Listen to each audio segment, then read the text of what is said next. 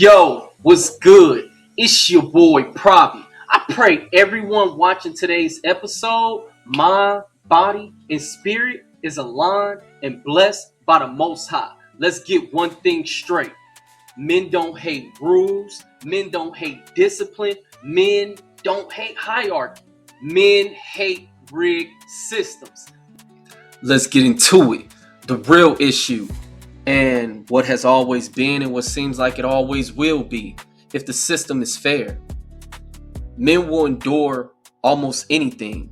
You see it all around you. You seen your dad be work longer hours, your uncle, your cousin, your brother. Take losses on the chin, compete, adapt, and just keep pushing forward. Men are built to struggle. If the struggle makes sense, we can survive it. What breaks men isn't hardship. Hardship is just a part of the journey. It's the dishonesty. A rigged system is one where effort and outcome are completely disconnected, where rules are enforced downward but completely ignored upward, where accountability exists for only people without power or access to wealth. And once men see that clearly, the respect for the way that this system is operating dies. Look at society and how it is structured, the laws you live under, the companies you work for, the culture you consume. All of it is shaped by a very small group of people with disproportionate influence. Like, these people don't even play or live by the same rules as everybody else, yet they write the rules everybody else must follow. You work harder and get way tiny little slice of the pie while they sitting there eating their own custom made pies, and they make decisions and never face any consequences. They're told they're visionaries. You're told to comply. That imbalance isn't accidental, it is systematic. And men feel that instinctively. Men are wired to recognize when fairness has left the equation. That is why we react so strongly towards favoritism, corruption, or double standards. You don't need, just think about it. You don't need it to be written out for you to understand when something is off. You could just straight up feel it in your gut, especially when you are a man of God. That's why the phrases like, just accept it, or that's how it is, creates anger instead of peace. Because what you're really being told is your effort doesn't matter. Your position does. And over time, that breaks something inside of men. You see it clear in older generations. It's not because they're stupid or blind, but because they were conditioned to survive by staying quiet. You even got a generation called the silent generation. Like the idea of don't ask questions, don't push back, don't challenge authority. Just keep your head down and hope things will work out. The survival mindset gets passed down. So you've seen younger men inherit a world where exploitation is normalized. You're conditioned to be a worker. You no longer is being an entrepreneur or wanting to be an evolutionary or a visionary or create something new what's pushed in society. We are now telling you you really only got two options. You go to school get a degree to work at one of these companies, but what about starting your own company? Like men are no longer working the fields. Like we way less farmers. Like if you go back to way society is supposed to be, like most men can't grow their own food, and we don't find that an issue. I think that's an issue, a big issue, that you're 100% dependent on a store for the ability to feed your family. Like men of the past understood that was never right, but we are completely surrendering our power. Like, the outrage is being mocked, bro. You see, real men are demanding fairness, and it's labeled as weakness. Where speaking up It literally gets you isolated or deranked on platforms, shadow banned or whatever. Anytime that you don't stand on the side that you feel like is being pushed, and I experienced it with the way that I cover things, because I'm not always on the popular side or on the let's cover this upside and talk about something else. And eventually that's the problem. Because eventually men gonna stop believing in the system altogether, and not because they want chaos, but because they have been shown loyalty only follows one way. If you steal something small, think about it, you steal something small, you will be punished immediately. But what we're seeing, if you manipulate the scales, the systems at a large scale, you are protected. If you struggle, you're blamed. If you exploit, you're rewarded. The contradictions eat at real men. Merit, you see, is preached about everywhere around you. But the honest truth is, merit doesn't matter here, because your connections will really decide your outcomes. And some connections, just because the color of your skin, you're automatically banned from them. Like, they automatically don't want to connect with you, but they'll tell you to network, but they don't want you to be in these areas to network. And I'm not saying that's even from one side, that's across the board. It is different. All different races really don't want to work together. It's a worldwide problem. We make it only one issue, but it's worldwide. All races don't want to work together, and that's why we got war and chaos everywhere. We call men leaders that they only way to solve a problem is to go to war and have a whole millions of people die. Like, that's their only way to solve a problem is war. But we call these people leaders, but they can't figure out a way to coexist when they're not arguing over things that don't really matter. Because what are these resources? Like, everybody want to just capitalize. Wouldn't it be enough if you didn't have people wanting to be greedy? That's the truth, but they want to hide. That honest truth is something that they constantly want to hide. Hard work is demanded here. Like, think about it. It ain't not free to live here. You almost every day when you're conditioned this way, men, the way we're brought up, feeling like hard work is just flat out demanded. You get shamed. But dignity in that hard work is not guaranteed. You got responsibilities being enforced, but justice is selective. Think about how many times you get done wrong, but you got to just keep going as a man. Don't nobody wipe your tears. Ain't nobody here to hear your sob story. Like, you got to just keep going. Men are expected to truck no matter what. Men do not hate success. We hate the unearned privilege that is protected by silence. You got people who, man, that's why men respect environments where results actually matter. That's why I entered the corporate world working in the financial sector, because I felt like they base everything off numbers. They have data based on what you do. But when I seen for myself personally in my life, me be passed on promotions that I was the best for, I had the highest scores, I was qualified, I was here, and they give it to somebody else for whatever excuse they want to make up. Like, that's like where the accountability doesn't apply evenly, where skill, discipline, and effort don't really have meaning. Like, think about it. They'll promote somebody. Think about it. They say accountability is the best ability. That's what we taught. All men have heard that. Availability is the best ability. Like, being available when it comes to working. You being there, they say, is the best ability, right? Look at my scenario. This is real life for me. I've never missed a day. I have the highest scores when tested to get the new position. And I also have the highest metrics, all the numbers that you can judge.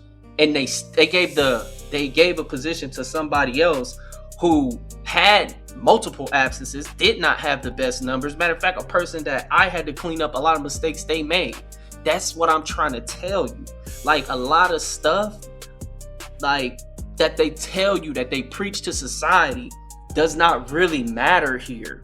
It really does not matter here. When those principles disappear from society at large, men don't just get angry, they disengage. They stop trusting institutions. They stop believing promises. They stop defending systems that don't defend them. It was a homeless dude that came up and talked to me a long time ago. Like, I'm talking about, this is like a decade, but it became so prevalent what he stated to me that day as my life went on. And I don't know why I think about him from time to time. Maybe it's just what he said, because he said he was rich and he had all these different things, and he let it all go, because what from what, and I didn't believe him, but now I start to believe him because of what he was, because what he was talking about. But he just said all the things I have to do and go through. I just didn't want to do it anymore. I was tired of everything weighing on me every single day. Like, I just didn't want to do it anymore. I didn't want to be a part of it. He said he felt like what he had to do for what he was getting wasn't equal. What he had to trade in, the effort, so he just was tired of doing it. He literally let it all go. He said everybody seemed to want his money, but he was the only one earning it. Like, a lot of men feel like that. Like, they stop defending systems that don't defend them. And that's dangerous, not because men are violent, but because society that loses the faith of its own men loses the foundation. Men don't want to tear everything down. They want honesty. They want fairness. They want accountability that applies to everyone. And we're not getting that right now in the society. We really not. I'm not, and from my standpoint on my channel, when I say men, I'm talking men of God. I'm talking about men who don't mind to get up every single day and work if they have an honest opportunity. I'm talking about men who are leading their families. So understand, when I say men, I'm not talking about the niggas that y'all see that they want to promote or whatever. I'm not talking about them. It is a contrast and a distinct difference of what I'm talking about. I'm talking about dudes who actually know how to be in certain rooms and hold conversations about business and follow through. Real men. Like, and until systems that offer that, men will continue to reject them quietly at first. You're going to see it. It's going to be internally, but it's going to literally become so loud. Like, y'all just see in the beginning stages, like, because it's little rumblings, like everything that you seeing, like the instability and like how society is going right now. When enough of men decide the system isn't worth respecting anymore, that's when you're going to see an all-out civil type situation going on in our country. Because really, do look at the facts, bro. At your job, look around. I'm talking to you personally. Listen to this video. It is people at your job that you know are not qualified and they have higher positions than you. Like, they're not even, like, you wouldn't even hire them based on you knowing them, but yet they're over people, running people. Society runs backwards. You know for a fact you clock in at your job and they be having you work backwards, doing stuff stupid instead of, like, going forward we'll get this task done twice as fast, but they'll have you do it backwards. And then the way that the world is designed is to purposely kill you via stress, especially men at work. They literally do it on purpose, like do stuff to stress us out. They put you under people not competent to stress you out, while that person makes more than you, be trying to lecture you and don't know a damn thing. Like, the moral rot at the top. And this is where the anger really turns into disgust. Because when information like the Epstein files surface, when documents, testimonies, accusations are exposed, and you got videos, you got pictures, men aren't just reacting to this scandal. I'm talking about real men of God. They are reacting to what those files have represented. A protected class of wealthy individuals that are operating as if the law doesn't exist. What's being revealed, or at least strongly suggested, because we got to be on these platforms. You can't say it's, even though, man, it's sad, but it's a small circle of extremely wealthy and influential men lived by, like, they're on an entirely different moral code, one where exploitation, abuse, and silence was currency, and accountability didn't even exist. The most disturbing part of all of this isn't just the crimes themselves, bro. It's the protection. They had all this information. Nobody's doing nothing. Nobody's serving no time. But I promise you, if you stole a box of pizza, they will have you locked up in jail. No matter how much money you got, they'll still make you go to jail and have to bond yourself out. Even if you got money and lawyers, they will still embarrass you. They will still drag you in there. They'll do it for no reason. Like, anybody with money know you can still get violated by the police. Like, unless when you get to this level, man, it's like they work for you.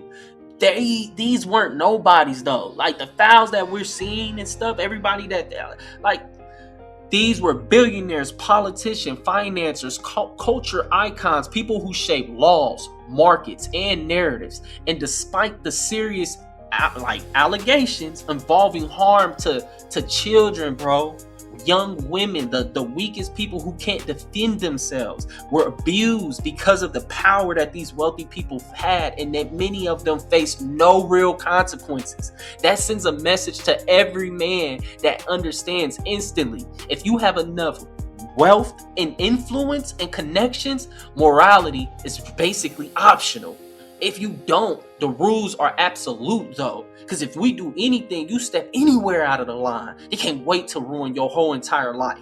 They can't wait to ruin your whole entire life. And that's where the rage comes from. Because those same people are the same people from the class from the quote unquote elite class, that'll stand on stage, write books, give interviews, and lecture the public about hard work and discipline and grind. That's what leads to success. And they sell success formulas. They sell motivation. They sell morality. But their success and how it's achieved is through exploitation, corrosion, or protected corruption, or just flat out ritualistic behavior, like in cults. Like, it isn't even success. It's theft dressed up as an achievement. Any man with a conscience can see the contradiction and reject it immediately.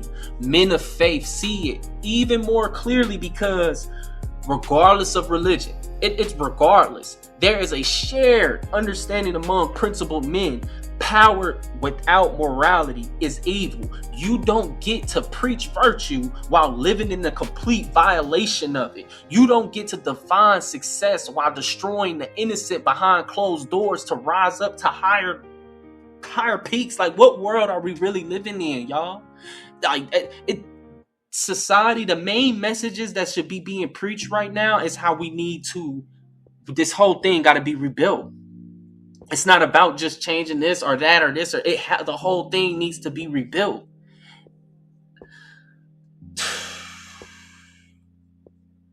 That's why many men don't just lose trust in the institutions, bro. They lose respect for the voices those institutions elevate. It feels like ritualistic in a symbolic sense. Loyalty exchanged for protection, silence rewarded with access, wrongdoing buried underneath wealth and influence. Whether someone interprets that spiritually or morally, the conclusion is the same: that this system is built on corruption, not merit. Even though you will hear them saying that you need to earn this, earn that. And no man of integrity wants to win like that.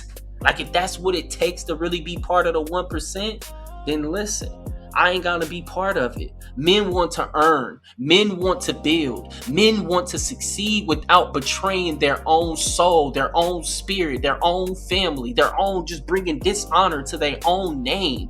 So when the highest levels of society appear shielded from justice, when exploitation is hidden, minimalized, or just completely ignored, it confirms the deepest fear men already have about the rigged systems.